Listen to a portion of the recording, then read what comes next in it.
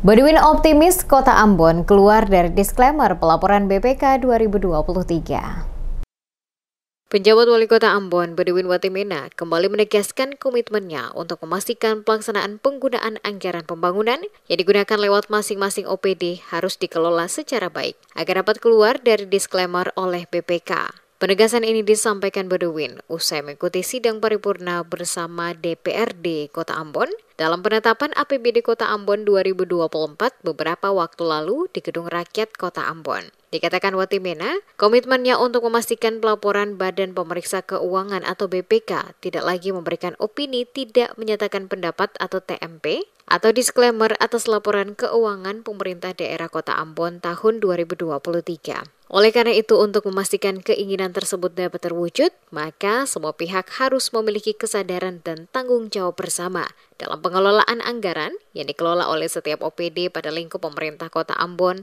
sesuai ketentuan dan aturan yang berlaku. Dengan demikian, maka pada tahun ini, Kota Ambon, kata Badwin, akan memperoleh opini peningkatan kewajar dengan pengecualian atau WDP atau wajar tanpa pengecualian atau WTP. Jika semua OPD memiliki komitmen yang sama dalam mengelola penggunaan anggaran masing-masing secara baik dan benar. Saya prinsipnya kita sudah melakukan perbaikan, ya. Tapi perbaikan yang kita lakukan tergantung dari masing-masing OPD. Ya toh? Mudah-mudahan saja dalam pemeriksaan BPK nanti semua OPD sudah melaksanakan pengelolaan keuangan sesuai ketentuan. Kalau pasti kita akan keluar dari disclaimer kan gitu. Jadi disclaimer ini tidak bisa kita bicarakan, tidak bisa kita mengandai-andai. Mesti dia menjadi komitmen dan terimplementasi dalam pelaksanaan tugas dan tanggung jawab masing-masing OPD. Kalau itu bisa dilakukan, saya yakin tahun depan kita keluar dari disclaimer.